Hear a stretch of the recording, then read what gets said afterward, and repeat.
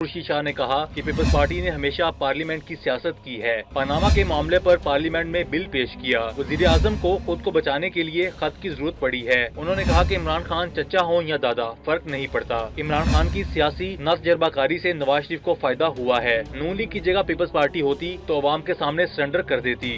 मुल्क में वजीर खारजा का न होना हुकूमत की नालायकी है। इस्लामिक जमहूरिया पाकिस्तान के वजीर आजम को अपने आप को बचाने के लिए उसके खत की ज़रूरत पड़ी। तो ये चीज़ें आने के बाद अब तो कुछ फेस सेविंग ही होंगी। मीडिया से गुफ्तगू में कमर जमान कायरा का कहना था कि अवाम की तवक्कुआत पर पूरा उतरेंगे। पंजाब में पीपल्स पार्टी के खात्मे की बातें करने वाले 2 दिन भी बर्दाश्त नहीं कर सके। पंजाब हुकूमत ने बिलावल से घबरा कर वजीरों की फौज बना दी है। उन्होंने कहा कि गाली का जवाब गाली से नहीं देंगे। बिलावल साहब की इस पंजाब में बैठ के पार्टी रीऑर्गेनाइजेशन को वो अंडरमाइन करने की कोशिश करेंगे और जिस तरह उनको माजी में नाकामियां हुई, इंशाल्लाह इस दफा भी नाकामी होगी।